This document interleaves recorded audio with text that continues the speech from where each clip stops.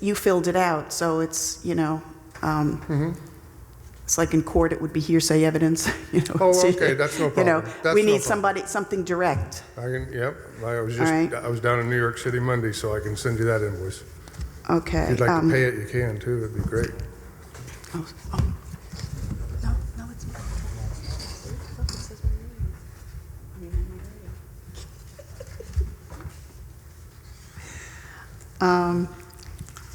How many employees did you have when Osweiler was, At when one time we had up to 5.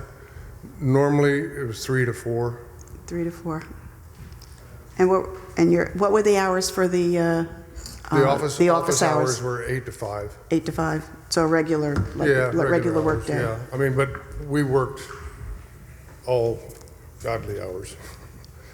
That's why we left early in the morning and we sometimes get home late.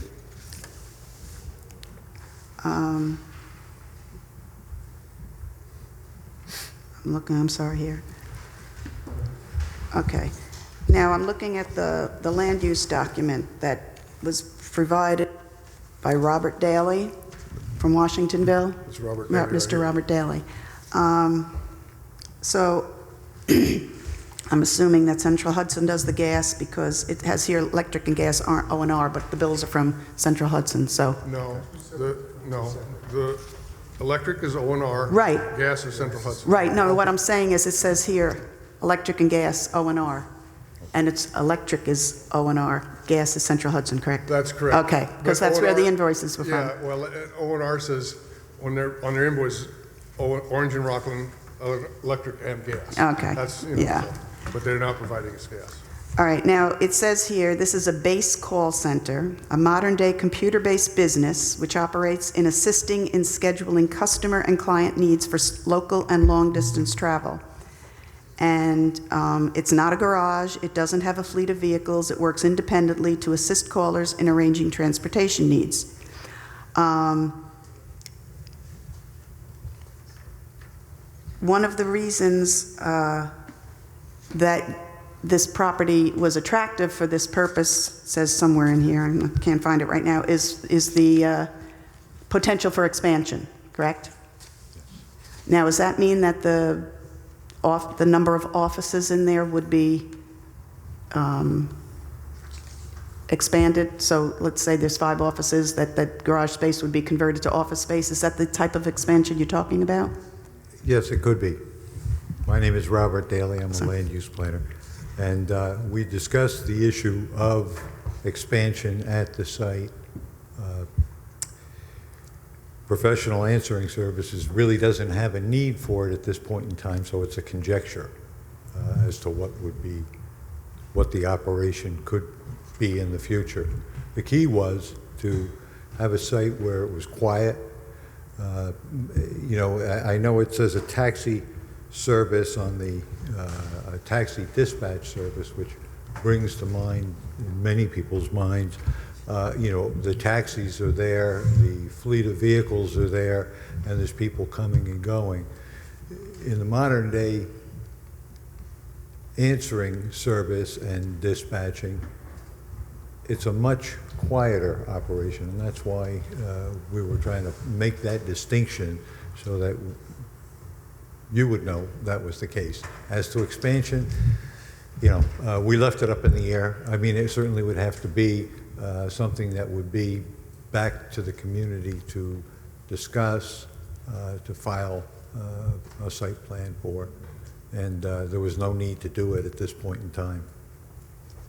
Go ahead. Follow up on that question. Specifically, are you saying that expansion would involve more desks, more phones, and more souls sitting at them? If you want to take that as a conjecture, I would say yes, but I asked specifically, I said, tell me what's happening here in the short term and in the midterm so that I can begin to model what's going on. Didn't have no plan because the existing offices satisfy the existing need.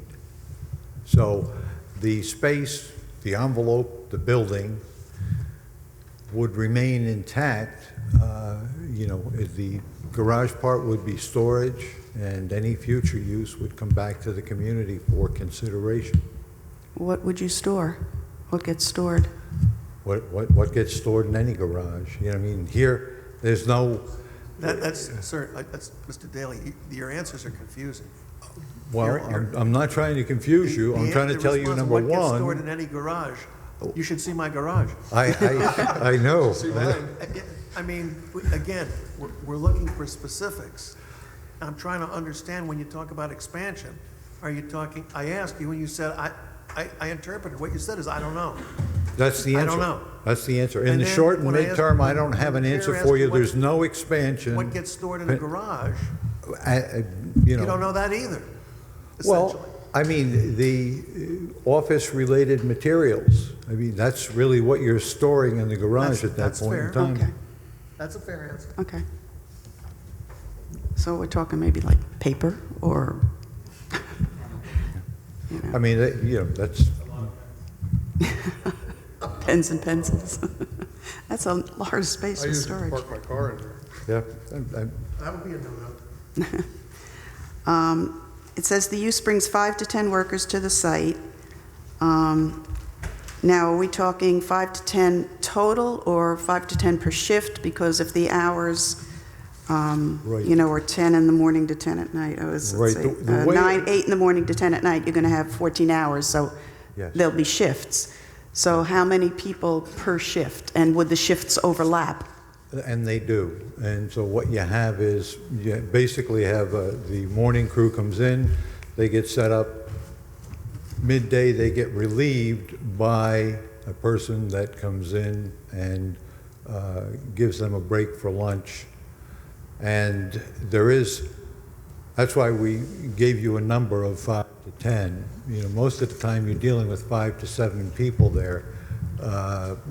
That's At the- one time, or we're talking total for the morning till night? In other words, like, if you say 5 to 10, do you mean like 5 in the morning, 5 at night, 5 in the afternoon? Or do you mean 10 in the morning, 10 in the afternoon? No, you know, the number of people that are there at any time during the operation is 5 to 7. Busy holiday, it could go as high So at as- one time, could At be one 5 to time. 7. That's correct. And then when they leave their shift, another 5 to 7 would come in to relieve them. He's saying 5 to 7 people max at any given point in time, regardless. Is that what you're saying?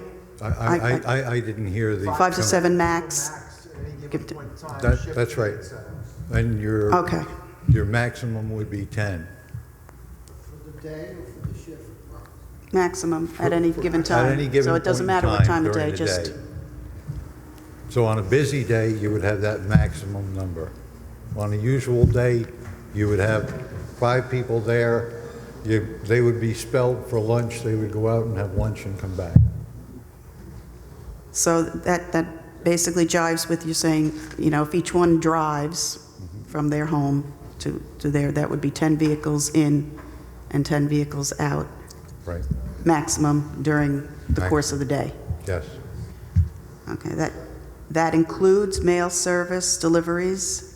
Yes, The 10 vehicles includes the mail? So if you have 10 people in there max, and then you get deliveries, that's more. what you're talking about, what I identified in there and tried to give you a sense of were the vehicle trip ends. So It's one trip 12.4, end yeah. is in, one trip Okay, end is out. You'll have people that, you know, the US mail service comes in and goes out. That's 2 trip ends. The use during the day for the people that are there are, you know, your 5 to 7 users coming and going, and that's the extent of the use. It's not a busy location because it really is all a computer-generated or a computer use-based service, of which, you know, some of the people will be there for part of the day. I think that was one of the points that you were trying to make. And when they leave, they leave. You know, there's not, it's not, you don't have people staying there 2 shifts. Board members, any questions?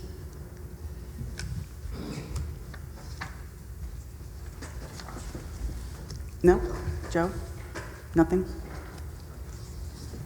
You good? So And- what is the total amount for two different shifts? I guess It's, no, it says on page 4 of the land use and development planning, it says the proposed use would generate 12 to 20 vehicle trips Right, daily.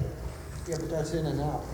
Correct. Right. that's correct. Yeah. 10 people. Say 10 people max on a busy. So they come, you know, come to work, and then they come at 8 o'clock and leave at 3 or whatever. Or 4. You know, Walk to 4. Jay's. Yeah. And they might. Okay. Any other questions from the board? Anything else that the applicant would like to add?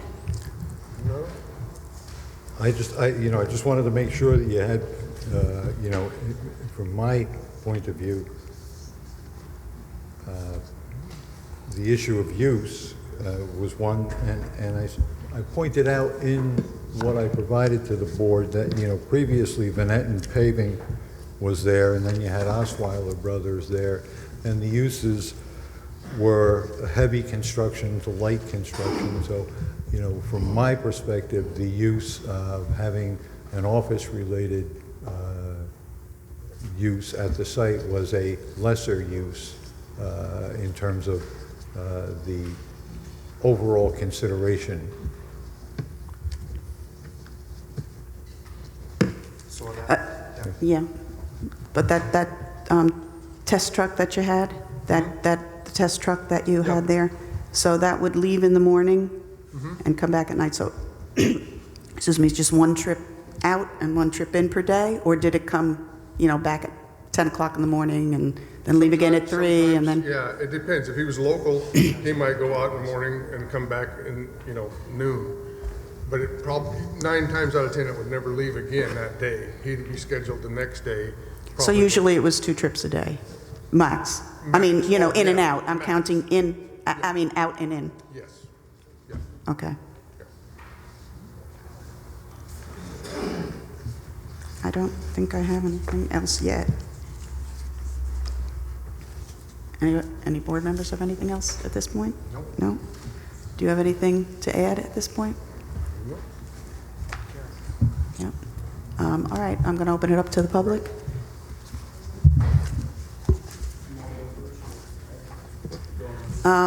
Is there anyone in the first row who'd care to speak to this application? Sir? State your name for the record. Thank you. Good evening. My name is Andrew Zumas, Highland Mills. I live on Hunter Street, right around the block. Last time we were here, Mr. Kestenbaum made a very good recommendation. He said, go out and see what the restrictions are and what this really entails. I came here and I told you about my children and the children at the park and the basketball field and the softball field. The answer is, well, there's children everywhere, right? So let's talk about this specific use. There is commercial office buildings available with office space for sale in this town and adjacent towns. And there's quite a bit of it. A look on a realty website will show commercial real estate. I went on LoopNet and found over 50,000 square feet of office space available. So my concern is this. If we convert to this taxi stand, and we say there's going to be no cabs there today, who's to say that 6 months later that won't be part of the process? it would be a condition of our approval. And who would be responsible to enforce that? Code How- enforcement officer. Enforcement officer. Okay, so you can see the potential for later on down the road, well, the cab had to come and drop somebody off, or this cab had to do this, or that cab we needed to do an oil change, or it got a flat tire. You can see how enforcement will be challenging. One of the things that we talk about is going from this is backwards in my mind, so I apologize, sane or more restrictive nature. Now, we called this highway heavy equipment. Mr. Roman, I have a tremendous amount of empathy for him because he's got this building that he's got to pay property taxes on. But there is no way that moving this to a taxi stand is going to be same or more restrictive nature of what is really going on at that building right now. Mr. Romine may very well still be in business, but there are no cars in that parking lot at any time, much less on the weekends, Saturdays and Sundays. My understanding is the taxi stand will be open on the weekends also, correct? Sundays. Correct, where there is softball games and there are, To be fair though, sir, there's nothing in these documents we received that suggests that this building would be a taxi stand. taxi dispatch office, I apologize. But the taxi dispatch office will still be operated by people, 5 to 10 people a day, 6 days a week. And that is a much more restrictive nature than what is currently going on there right now. Less restrictive, you mean? I'm sorry, that's backwards in my mind. I keep looking down at it, so I apologize. So I think that it's great that I have kids, and it's great that there's 9 other families in that block that have young children, and it's great that there's a softball field there, and there's the church right up the block and activities. But if you look at it from that nature, I believe that there are 2 real issues here. The issue is if there is other commercial office space available, why the need for this specific location with terms, and if it's just going to be an office? I believe that there is a significant concern to enforcement at a later time if this turns from a taxi dispatch office, perhaps 3 or 4 taxi cabs parked there. And I believe that there is a significant concern that this is not going to be a less restrictive. More restrictive. More restrictive. More restrictive. I apologize to the board. So I think, in addition to the families and the children that live there, if we look at this situation across those lines, I believe that this is not a good idea. I empathize again with Mr. Romine. I understand what he wants to do, but I think that there is a significant concern to the residents all around the neighborhood, as well as to the town in general. So thank you very much for your time, and I appreciate it. Thank you, sir. Anyone else in the first row?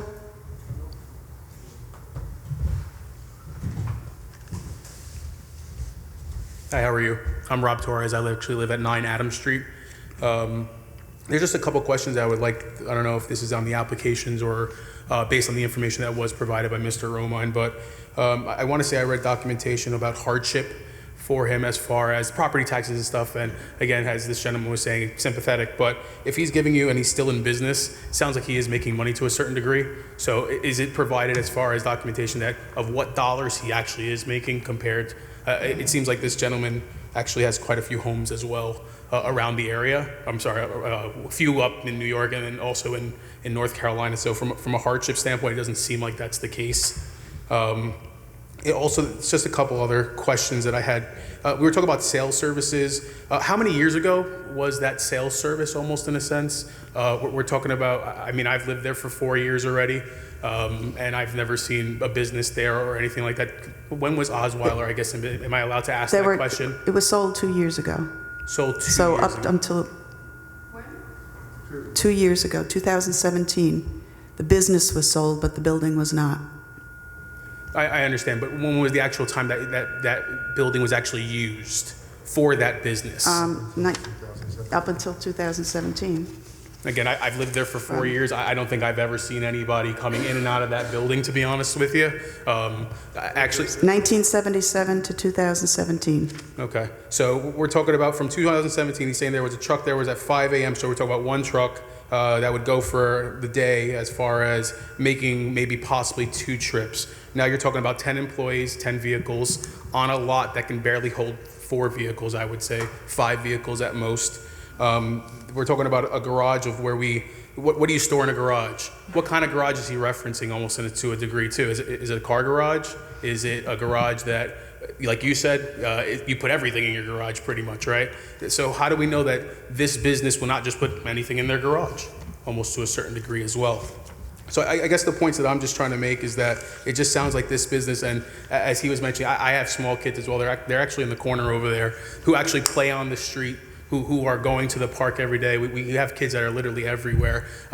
If you're adding 10 more cars coming in and out from the building, it doesn't kind of make sense as to where they would park, what kind of people would be coming in and out from shifts and stuff like that. I know it's a busy street to a certain degree too during certain times, but again, you're adding more traffic, and especially, I don't know if you guys have ever been to a softball game around that time, you can't get on the street anyways. So if that's happening a few days a week and you're adding more cars to it as well, I just doesn't sound like it makes any sense. There was something mentioned as far as a 10 max on holidays. What holidays is being referenced there? Do we know? On holidays? I didn't see that. Did I see that? The holidays that I would didn't see be anything on referenced? holidays. That you have more people working there, more than your 5 to 7 on your shifts? Why would it go up to 10 on holidays if it's a taxi dispatch service? You gotta talk to us. She just pointed to talk to. So I believe that the context that he said wasn't holidays, busy days, was what I heard. Yeah, I didn't hear. Did it say busy days, or did anybody else hear holidays? Okay, I believe, yeah, so she heard holidays as well. I don't know anything about that. I'm just, again, to speak to the board, I mean, it just doesn't make sense for a business like this. It sounds like he actually made a lot of good points. There's a lot of actual real estate for businesses as of this nature, a modernized business that can pretty much be anywhere. That's one of their key things, is that it's a modern business with technology and so on and so forth. Why does it have to be on a street that is localized and has families around it, a park in front of it, and I guess from, again, my standpoint of, it just doesn't make sense for this type of business.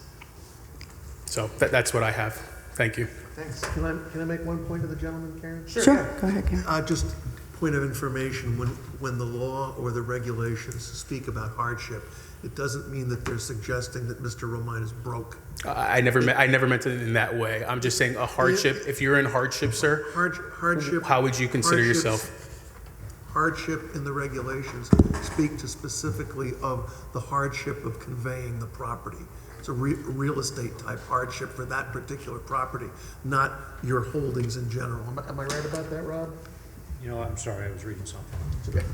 When the land use regulations speak to the term hardship, hardship relates to hardship for that property, for the ability to convey or use that property, not the owner's general financial condition. Correct. I believe in the application, if you read it, it seems like he's actually making the notion that this hardship is affecting him in a negative way, if I'm not mistaken. Well, but I'm saying that regardless of what anyone says, I just wanted to tell you that Okay. the hardship, the interpretation, the definition of hardship from land use speaks to the ability or inability to convey that property Okay. and make a decent profit or whatever off of it. Gotcha. Not In general. Okay, thank you. I appreciate the definition. Not even profit necessarily, but Use. that's what we have to consider, is that specific context of hardship. Okay, thank you. Thank you, sir. Anyone else in the first row?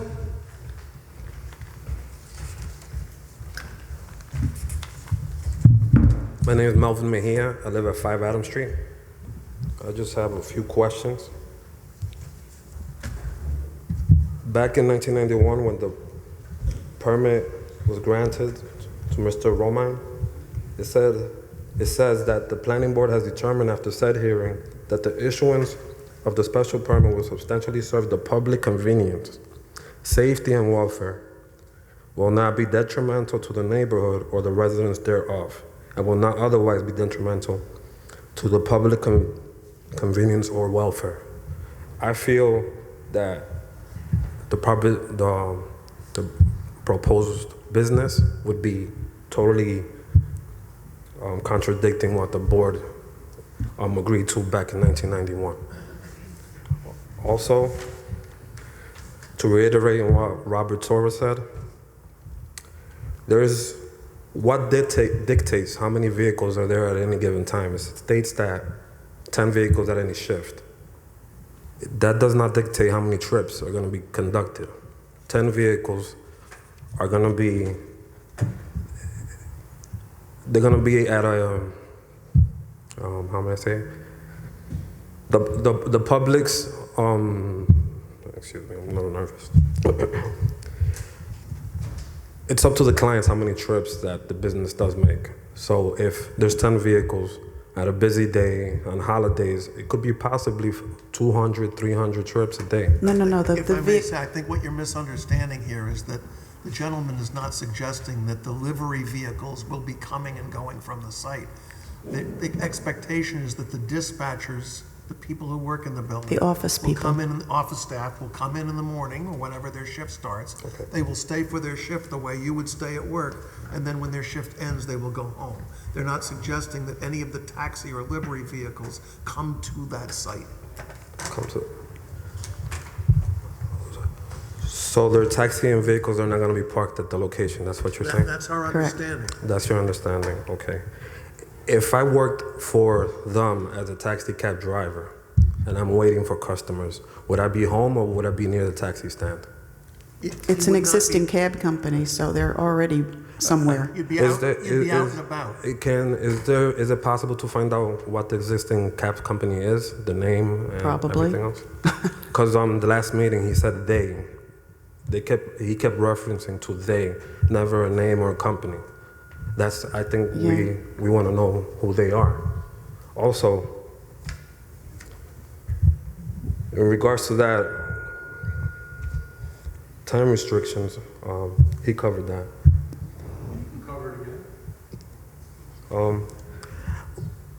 Having those vehicles going in and out of there, is there going to be an easement to make sidewalks on the property there? Are the roads going to be narrowed down for the kids to walk on? That's something that I'm concerned about in the future. There are no speed bumps in the area. There's no pavement markings, no crosswalks. There's bus stops there. Having this taxi stand or dispatch stand here would be like placing it next to a school. All these kids running around. Hundreds of kids go to that park. The town over basketball games, softball games, they all meet there. All it's gonna take is one kid just to get hurt. It takes one kid. And I don't want it to be mine, I don't want it to be yours, I don't want it to be his. And that's what I'm looking at. I don't want to wake up and see it in the newspaper or families of Woodbury and say, oh, this kid got hurt. You know, it's going to be a sad thing because we think we need a dispatch service there when it could be done on your iPad or a computer at any given place or at a residence or any of the other locations that he brought up. There's plenty of commercial locations smaller than that. Storing equipment there at a dispatch, I've seen dispatch stands. I work in law enforcement in the city, and their dispatch stands, they're like a cubicle. They work it out of there. I don't see what they're gonna store in that big warehouse. That's all I gotta say today. Thank you, sir. Thank you. You're welcome. Anyone in the second row? Third row? Yes, sir.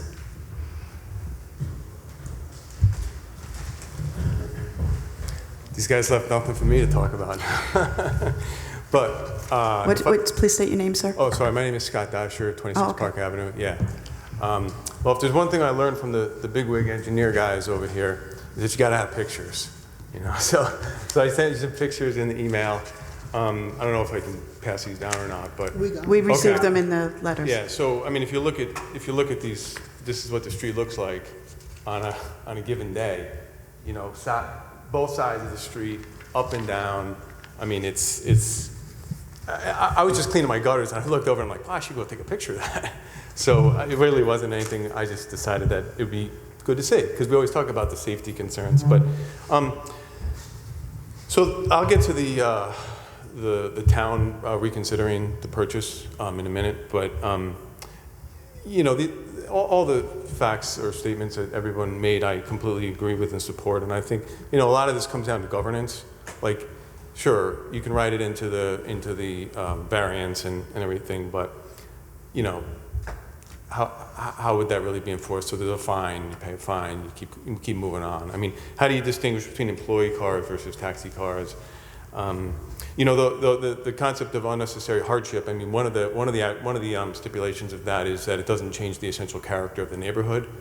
I think it's pretty clear that this would be changing the essential character of the neighborhood.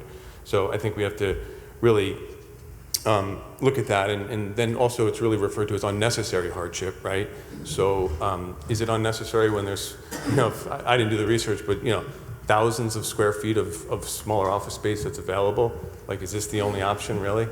I mean, there's just so many things that just don't line up. There's too many discrepancies with the bills and self-created invoices or summary reports. Expansion of what? There's so many questions that are just so unanswered, and I just feel like once the train leaves the station, it's almost impossible to bring that back, you know, in a way that's doable. So I'll be honest with all these concepts of trips and everything, maybe we need a traffic study. I don't know. I mean, we saw a traffic study here. Maybe we need a traffic study. I mean, we're talking about trips and everything, so just putting that out there on the table. What about lighting? I mean, we talked about the Iron Chef sign, and what about lighting? You know, there's just a lot of things that are just either not adding up or unanswered. So I just appreciate that all being considered. So with regards to the use of the building possibly for the town, I emailed the town board, each member of the board, and Councilwoman Hernandez got back to me today, and I'll just read what she wrote because it's very short. It's not like the long novel that I wrote you guys. It's just a few sentences. So it says, good afternoon, Mr. Dasher. Thank you so much for taking the time to communicate with me. I agree the property would be a good asset for the town. We have reconsidered the discussion after the town contacted the governor's office and FEMA. I am unsure of the status of the property, but I'll bring it up for discussion with the board members. Thank you again for your time and input. And the basis of my email to her, of all the council members, of all the town board was, you know, that my understanding was that the primary concern was flooding. But I really believe that the root cause, the source of that flooding has been rectified. I live directly across the street, and the town, I guess it'd be the village, was out there for weeks dredging that storm. I work from home. I overlook Osweiler directly. It's a vacant building, and the amount of work. I wrote a letter to the Woodbury Gazette, thanking them for the work that they did in dredging it, because I was around when Irene struck, and I know what that was like. But they have poured untold number of dollars and resources into, you know, through FEMA and through just the local resources to rectify the source of that problem. And even when there was a flood, my understanding was that it didn't impact the building. So I really believe that this should not be an issue anymore. It'd be a perfect use for that property to you know, take care of the park. I mean, right now at the park there's no bathrooms. Like, people are literally leaving the softball game, going up to Mario's so they can use their bathroom. Like, you know, they took the porta potty away. So, I mean, there's just so many reasons why that would be a great alternative for the town to, you know, leverage for their parks department, and, you know, store whatever they need there. We would be sure that it would be maintained and it would be consistent, and it would just be great for as an alternative use. So I say all that to just say that I thank you for the opportunity to speak. I thank you for your deliberation, and, you know, I trust that, you know, whatever decision is made, we'll go on. But you know, you hear the opinions of the neighbors. So thank you very much. Thank you, sir. One comment on what you said. How do you tell the difference between livery vehicles and private vehicles? Livery vehicles are marked on their plates livery. Right. Well, understood that technically that's the way you do it, but you know, when things need to happen, things need to happen. So thank you. Anyone else in the third row?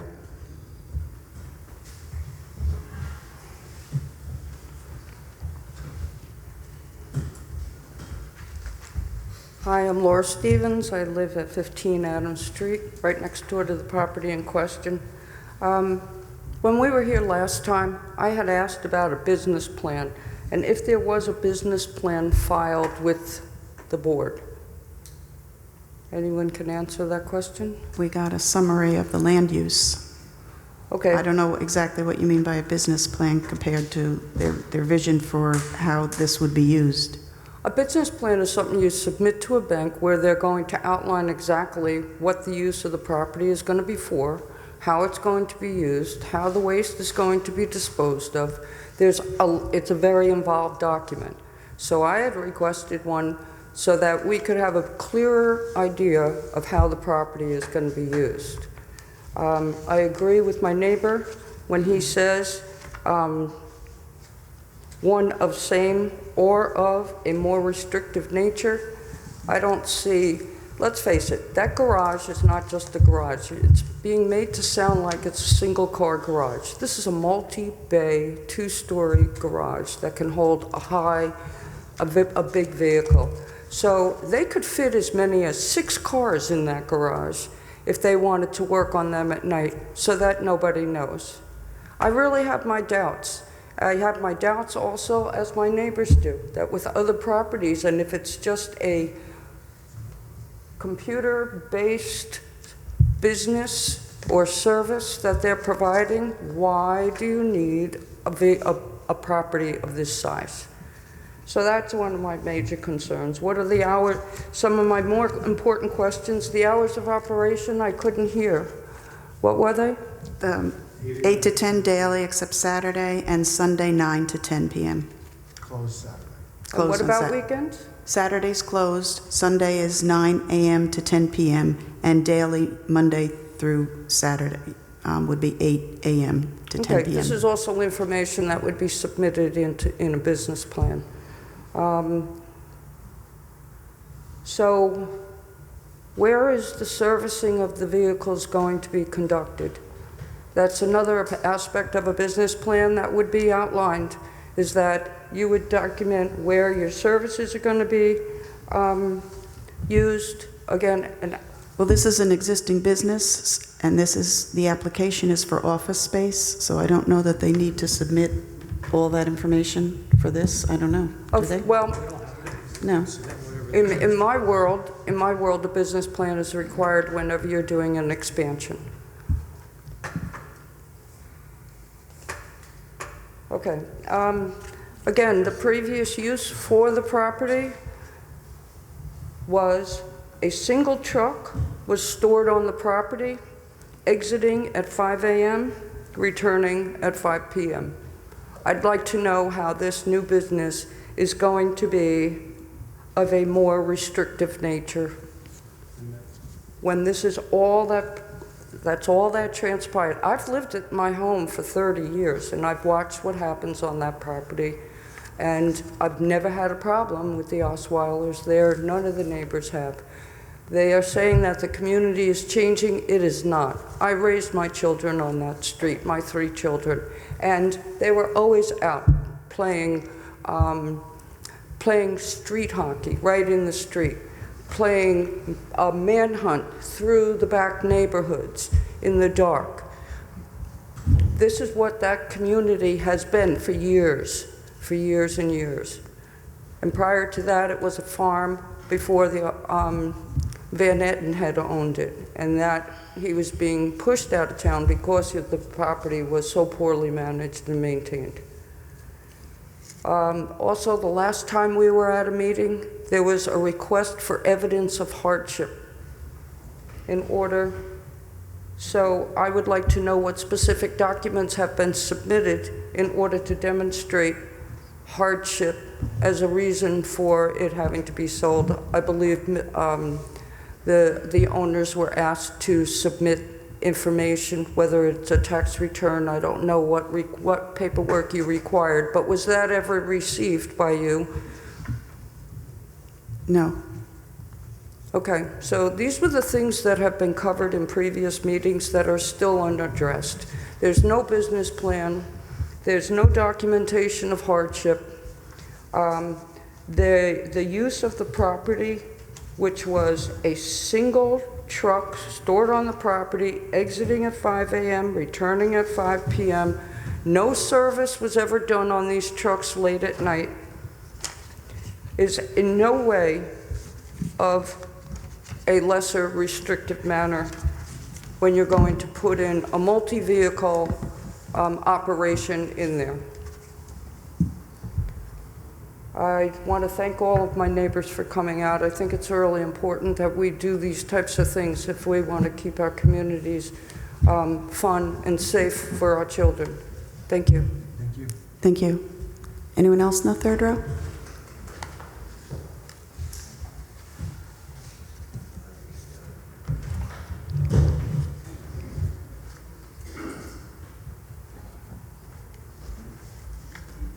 Hi, my name is Mary Mulherring. I live at 15 Adams Street. And like, as everybody that has gotten up here has either have children there now, growing up, or have had children grow up on that street. I live right next door to the Osweiler building. And my main concern is, even before this taxi business, they wanted to sell it to a company that was going to use it as a storage too. Now, when the guy was up talking about it, he was talking about that, well, they'll just do the little computer and part of it, and then maybe they'll expand down the road, and with the garage, what's going to happen in there? Well, they'll just use it as storage. Store what? My question is, what are they going to be putting in there? You know, I mean, there has not been any true answers. Like, even you guys were kind of getting a little annoyed at when you were talking to him about, because his answers were just all run-around answers. We haven't gotten any solid answers on it at all. 7 workers, 10 workers, how many times are they going to come in and out and exchange? If they work part-time or full-time, are they working on a 4-hour basis? If you have 10 people working on a 4-hour basis, you're having a lot more traffic coming, you know, and then it's just crazy that I don't feel there's been any solid answers on really what's going to go on there. Talking about expansion, talking about storage. That garage, like Laura had said, I mean, it's huge. It's huge. They could store a lot of stuff in there. That's why before the other people wanted to use it as, you know, get stuff off the internet and then run trucks out from there. And then not only that, somebody was saying something about with the deliveries. What are they going to be delivering there?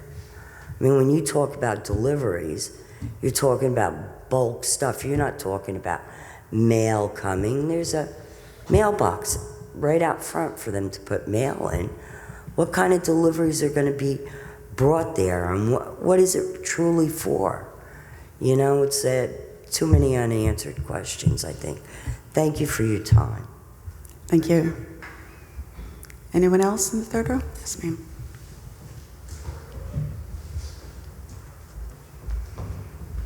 Hi, I'm Patty Sullivan, Hunter Street. I just want to echo a lot of what people have been saying. I think that we have to look at what's happening. You've been asked to allow a new company to come into an existing company, and I think that your job is to determine if that company is equal or lesser than what it is right now. And I have, more, I'm going to do what Amy did, okay. Yes. The idea of it is that I've lived in our home for 27 years. It's right around the corner. There has been very little activity. I don't know what kind of business going to be coming to it. I don't know very much about what the business he's run out of it. I do know that there has been very little activity in that spot. And based on the lack of information that has been presented regarding the coming of a new business, I don't know how you as the board members could say it would be equal or greater or lesser, whatever you want to call it, because it doesn't, I just don't see how you could possibly know what that is based on what the information that I'm hearing from you guys. Okay, thank you. Thank you. Anyone else wish to speak to this application? Sure. Go ahead. Yes, please come to the podium. State your name one more time, please. Rob Torres. Again, 9 Adams Street. Kind of everybody's restrictive. I mean, the hours I know have been mentioned a few times. To become more restrictive, wouldn't it, a business running on Sundays until 10 p.m. and working through weekends and weeknights until 10 p.m., wouldn't that make it less restrictive almost in a sense? Can I ask a question about the approval of November 6th that was then again denied, I guess, from the town standpoint? Is there documentation as far as why that was denied and why that was taken away? You simply walked away from the contract, is my understanding. There's nothing other than what's in some of the town board minutes. Okay, so the minutes would be posted on the actual website itself? Town website has them, yes, correct. November 1st was the meeting, first meeting, and there was a reference to it from a public comment by Sandy Capriglione on the meeting of the next meeting after the 1st. So the 12th, I want to say, something like that. If you give me a minute, if you're going to hang around, probably not going to hang around. As you saw, my boys left already. I'm going to have to go and help with that situation, I'm pretty sure, soon. But again, just kind of making points as far as becoming less restrictive. It just sounds, I think we've made a lot of key points within that sector, and I would hope the board would understand. And as you guys have questioned, it just doesn't sound, again, like Laura was saying, there is no business plan here. If there is a business plan to a certain degree, you would think that they would provide the actual business that would be expanding. And I guess another question based on expansion, if they're buying the entire property, does that mean that the building cannot get bigger? Or would have to go through the board again, correct? That would have to go, okay. Planning board at least. At least through the planning board. So if they're expanding, I mean, technically the planning board could grant them to make the building bigger, taller? Technically could. I think when they were speaking of expansion, it was using the garage space to create more Understood, offices. but that was not clarified by the gentleman, Right, it's just a blanket an statement, right. Correct, and that's where I'm kind of making that point as to if I'm owning that entire property and I'm thinking to expand because I want to make my business bigger, I'm not looking into the garages that are already set up for that type of business. I would expand out the actual office space if that would be the case. So looking at the property map, they would have to come back here for setback because they wouldn't meet the setback requirements, and it's unlikely that they would get it approved. Okay, would they be able to go higher on the office space? You're allowed 35 feet. 35 feet, that would again would be planning board. Planning board, exactly. So we're leaving it outside to a planning board then compared to the board members as far as for this property almost to a certain degree. So if this is granted to them or if this is actually given to them, they can go higher and bigger. And what does that actually look like in the neighborhood if you have a building that's now 35 feet high to be able to actually make that happen? 35 feet high is a residential requirement requirement. anyway in the zone. Right. Okay. So it's standard for a house. Okay, but again, does it look like a house though? That's where I'm kind of just making the point from that standpoint. Those questions would have to be addressed to the planning board should such an occurrence happen. Okay, and I appreciate the, again, this is just, again, kind of new to me to a certain degree, so I have a lot of questions, and again, like I said, the wheels are in, but again, just from a restrictive standpoint, I think there's just been many points as far as making it less restrictive throughout this entire segment, so, thank you. Thank you. Last call? Anybody? Oh, wow. Ms. Stevens, you want to go first?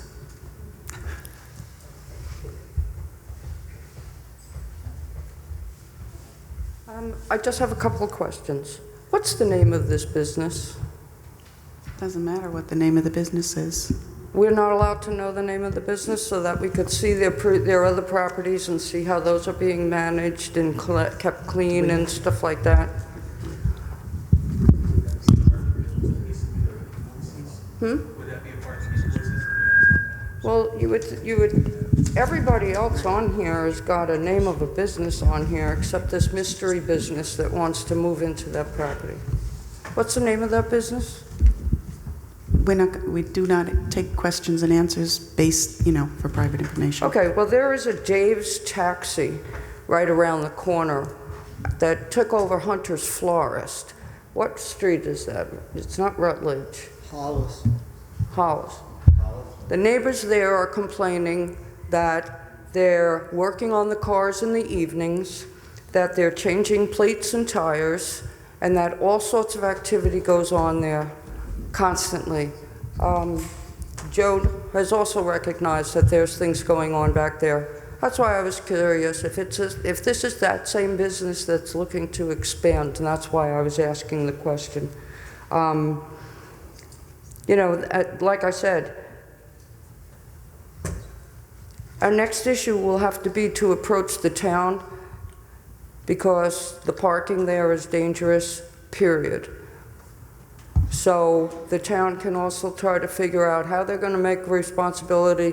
When my son was 10 years old, he rode his bicycle down the driveway into the street like he was going to the park any day. Because of the way the cars are parked there, a car had to skid to a stop, and she started screaming at him because he came out, in her words, between two cars and scared her. So I think that's going to be the next step. We've been pretty tolerant right now with the parking situation. And if you're going to allow a business to go in there that's going to bring more cars and more traffic, then we're going to have to go and take a next step and go to the town and get them to start regulating the traffic and the amount of cars and things that are going on. We just saw all sorts of graphs for Dr. Pulver's. We could do the same thing in our location as well. I really hope that you will consider the feelings of the people that surround this property and are living there. Thank you. Thank you. Did you want to speak, Sil? No.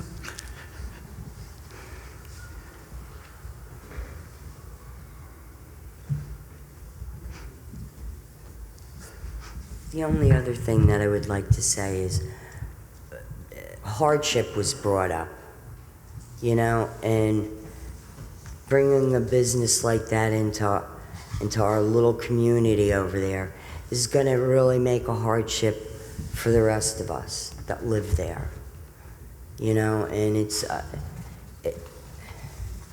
just very sad, and I don't know, but you consider the hardships for the people that want to get rid of their property. Consider the hardships for the people that live there and what it's going to end up doing to our properties too. You know, thank you. Thank you. Anyone else?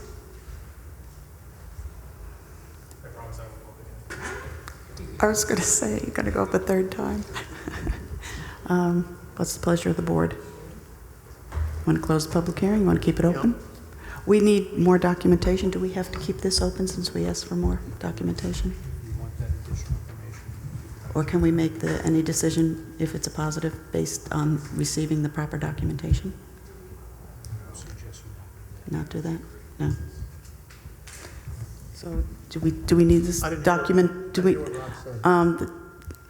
we need the documentation that we requested for Mr. Romine as far as copies of invoices?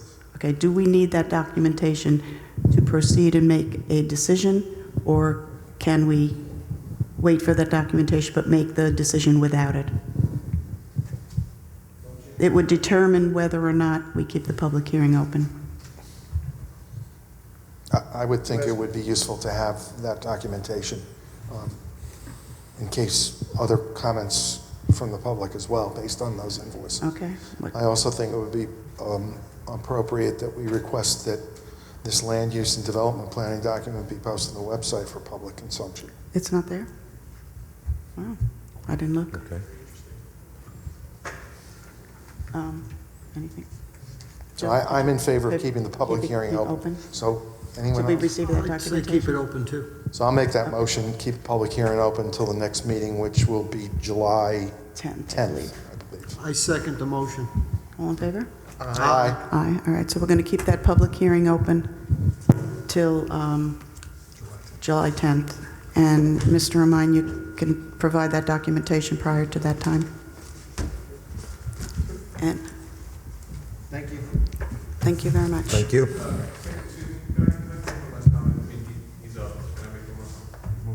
We're going on to the next application. You've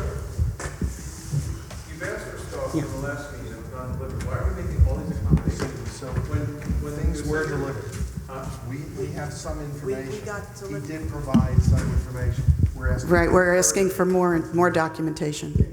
This is the second, this is the second time he's gone through this process. He knows the process. This is, at this point, this is irresponsible. He knows how the process works. But we need the documentation.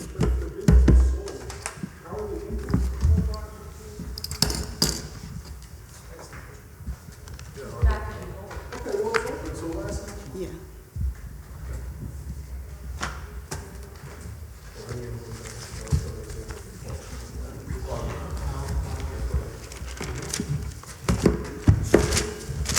My page is out of order. Oh, shoot.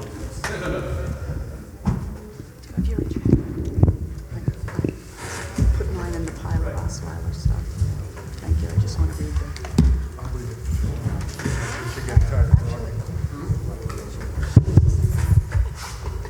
No, I just put it in the thing there. Thank you.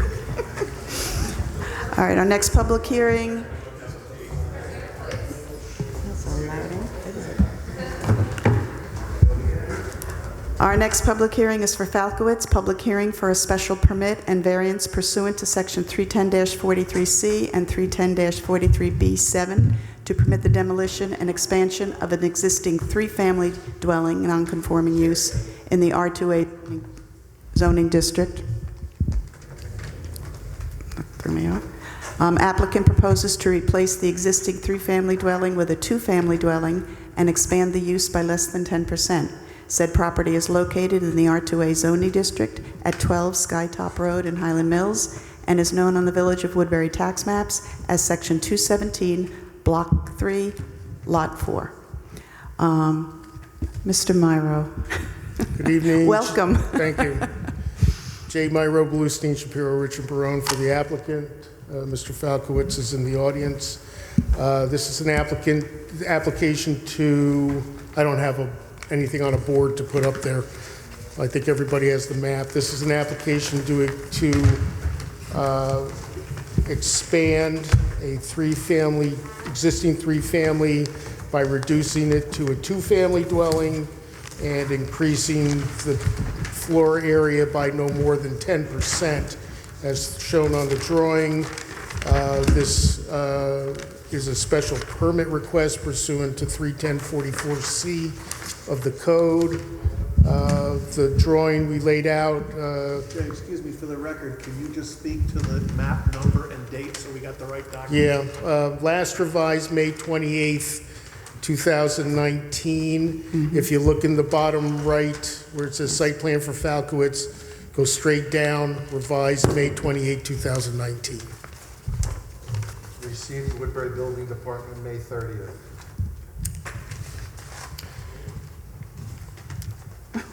All right, so the drawing depicts an expansion coming out the front of the building by a floor area calculation that is no more than 10%. So the criteria in 310-44C is you get the expansion as of right, so long as the expansion is not detrimental to surrounding properties or the health, safety, welfare of the community, of the neighborhood, and that the expansion will not result in an increase in off-street parking or traffic generation. So I think those two are satisfied by the fact that we're going from a three-family to a two-family. That obviously decreases the number of cars to be parked on the property, and it's going to decrease the traffic on the road. So I don't think there should be an issue as to those two items. That's the first part of the application. Okay, first I'd like to compliment you on your perseverance. Thank you. And you did your homework with the precedents, okay? Yeah. I looked very carefully at all of them. I conferred with the building department. Precedent has been set. My questions now on this floor plan, whatever you call it. Yeah. It really has no measurements. You know, it just shows a rectangle, existing, proposed. There's no square footage, whatever. The only thing on there is at the bottom, total, with the increase, which comes out to 9.9%, which is less than 10%. I have some questions. I talked to, Jim Dillon did the drawing. I'm sorry to interrupt you. Where the house is located now, you don't have the proper setback for that rear. This thing is falling apart here. Problems. Is that good? Okay. Minimum rear yard, 50, you have 38.5. Now, you'd have to move it tremendously but is there a reason that you just left it that way, since it wasn't compliant anyway, it was just easier to leave, or could you move it forward, or you doing it over the existing, or? That's why I withdrew last time, because you. That's why what? That's why I withdrew last time, because I had presented a plan moving the setback forward. The answer was no. No, okay, well, we And won't I had get to into the withdraw, last meeting, but, all right. We're going to start going in circles here, so Yeah, well, based on the direction the board was going, I left it exactly where it was. It's a legal non-conforming, so we're entitled to expand that by up to 10%, right. Right, and the Okay. calculation, the calculation we have at the bottom is what Jim calculated as shown on this drawing, and obviously, if you approve this, the final plans will be submitted to Gary. Gary will do the calculations to confirm he's not going to let anybody build above and beyond that 10% anyway. That's his job. So. Okay. You have any questions? Anybody on the board have any further questions on this portion of it? Well, I have a question. I have a question about the language regarding, as we talked about last time, demolition. What constitutes a loss of the privilege? Well, he's tearing, okay. Same I haven't thing. gotten to that Once he part tears yet. it down, blah, blah, blah, blah, blah, blah, he's lost. But he submitted 1, 2, 3, well, only, this one is Yeah, I know. before the code changed, so that one didn't count. So there's 5 precedents have been set by the Woodbury zoning board where a non-conforming house was demolished or destroyed or whatever and rebuilt to another or same non-conforming use. And so, So- it's okay. In other words, as we talked last time, the demolition itself during the process of approved rebuild does not generate loss of privilege. No. There's- If we were going, if there were no, We're basically going to issue a special permit permitting him to, demolition. right. Because precedent has been set by this, Correct. by these 5 decisions that were made by the Woodbury zoning board historically. Thank you, Mr. Brady. So So that he issue, can, that issue of demo, it's no longer an issue. well, not that there's, now that there's 5 precedents that he showed, and who knows how many more are out there. So basically now you want to address the special permit? No? Yes? Well, the special permit, I Well- addressed the demolition Wait. issue. Joe. Oh, I'm sorry, Joe, I didn't hear you. Jay, on the square footage, I asked back at square one about that, and I was given something around 1,800, and it says the existing dwelling floor area at 2,419. So I did ask Maria. I mean, I didn't just arbitrarily pick that number out of the air. Do you have anything that documents that particular square footage for the present dwelling? Well, listen, all I have is what's submitted on the plan. So this is a calculation done by Mr. Dillon. It's on the plan. We're representing that is the actual square footage. If it's wrong, again, Gary can always address that. When we submit the final plans, whether you've approved these particular calculations or not, whatever is actually finally submitted, Gary's going to, if he finds that these numbers aren't accurate, he's going to send us right back here, and with every right to do so. So I'm confident in these numbers because I asked Jim 5 times. He went through them with me 5 times. We actually went through different iterations, and I think we're putting on here a representation that, to our best of our knowledge, those are the numbers. So that's your man's measurements of the existing structure? Yes, I specifically instructed him to do that. Just so that it's noted, though, I did ask, and that it was below 2,000, it was around 1,800. Believe me, Gary knows the routine, and if he comes up with a different number, because we're gonna have to submit him detailed plans, and if those details show a different square footage, and our expansion's more, we're gonna have to come back. And we acknowledge that. I think, Joe, what we're looking at is not the actual numbers, but whether or not the expansion, if we allow the demolition and the rebuilding, that the expansion is less than 10%. I just didn't want to start something that was approximately 600 square feet larger than what I was told by the Well, Woodbury these are, director. there may be different, he submitted so many plans that were No, I'm not rejected, going and this has been revised so many I've times made that... this point just about every time Jay's come here. I'm like a broken record here. No, your points were well taken, and just so you know, I asked Gary about the floor area measurement versus square footage, and he gave me the answer, and we calculated this based on what Gary say is floor area. But listen, no matter what you approve, all you're gonna do is allow us to expand by up to 10%. Right. And Gary's gonna look at those plans, and if we're a foot over, he's gonna send us back. No, listen, I'm confident in these. I'm confident in these numbers, and more than one person's going to have a word with Mr. Dillon if he's wrong. Ignore me, please. And you know what? I'm guessing that. Listen, if we were 1 foot over, we're reducing the size anyway. So that's pretty much it. But I'm confident that these numbers are accurate. All right, I have one other point here, and this is just in looking at the 6 examples that we were presented with, and just doing away with the land one for a second. Jay, on this, except for one, I think it was the 2nd Street one, all of those were one-family houses to begin with. So... That's what this is going to be. No, it's put in as a 2-family. No. You're doing Yeah, it it is. now as a one-family? Oh, no, I'm sorry, 1 story. I'm sorry. I was going to say that's a conforming use, you don't even need to be here. 2-family. All right, the point I'm trying to make is, it just was a thought that came through when I was looking at this. It was like, you have a non-conforming lot and you have a house that's on it, and it was a seasonal house, okay, which is kind of really not that important from what we've learned. It's like a seasonal house pays the same taxes that a regular house does, blah, blah, blah, blah, okay? But my point is this.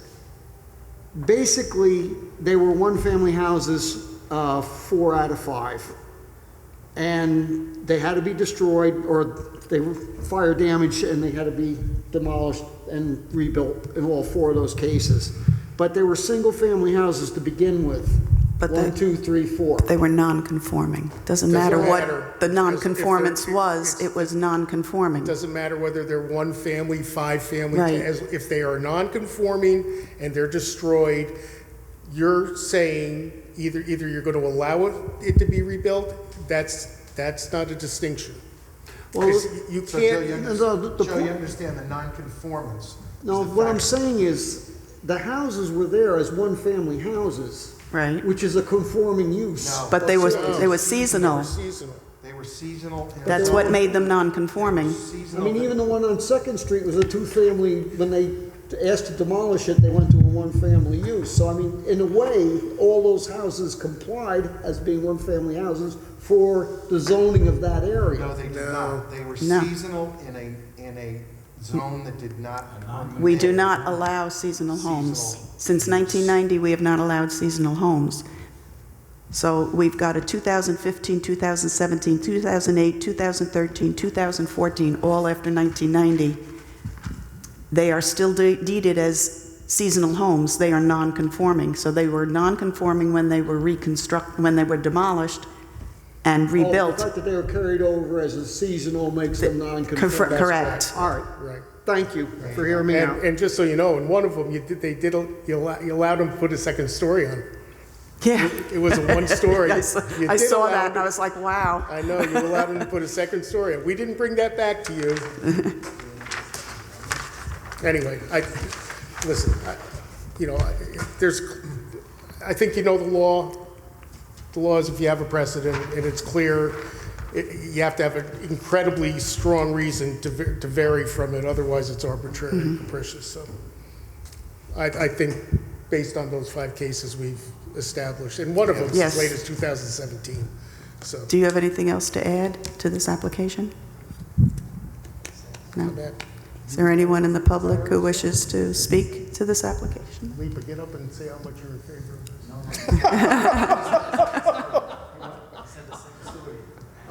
Yeah. He's going to try He for wants me to amend it. and ask for the second story. No, we're not amending anything. Okay. All right, it's late. I'll sit. Thank you. You have no questions? All right. No. Thank you. We need to have an executive session before we close the public hearing, according to council. Okay. All right? It'd be So- for the purpose of providing the board with some legal advice on this application. Okay? So, Motion for that, or just do it? Motion. so do I have a motion, do I have a motion to go into executive session prior to closing the Can I public make hearing? one more comment to the board regarding that? That was not me. Okay, just for the record, I've reviewed the use tables. I don't find anywhere, the R2A zone says the permitted uses and the special permitted uses go to R3. I don't find any mention of seasonal dwellings in either R2 or R3, except where it says Existing, right. conversion of existing seasonal dwellings to Right. year-round. That doesn't mean seasonal dwellings are permitted. It means it gives you the right to eliminate it. Right, So that's I don't basically think what- yeah. when those seasonal dwellings were allowed to be reinstated, it was allowing a non-conforming use to be reinstated. So Correct. that's my. Yes. Okay, thank you. So do I have a motion for executive session? I'll make that motion. Second.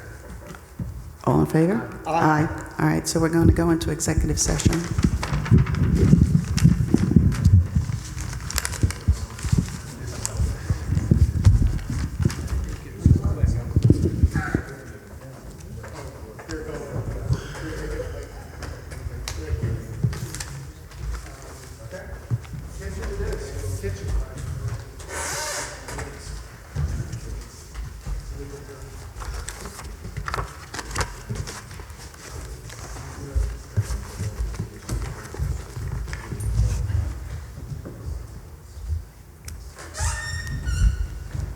Oh, that way. Sorry. Walk this way.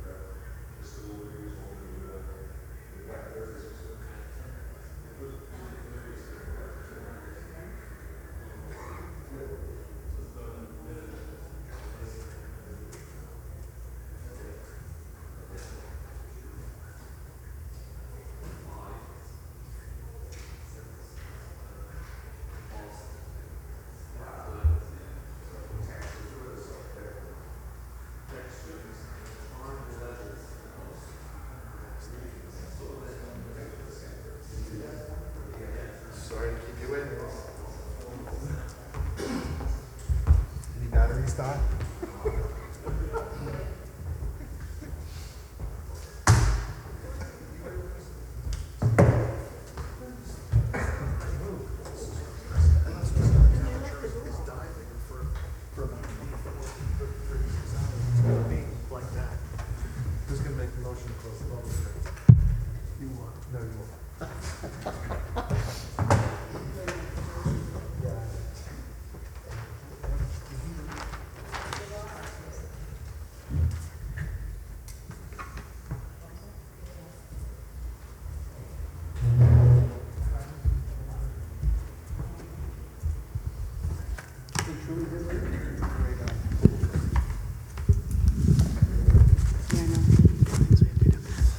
back.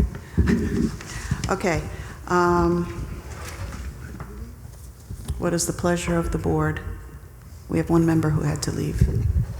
So, what is the pleasure of the board? Do we need any more information to keep this public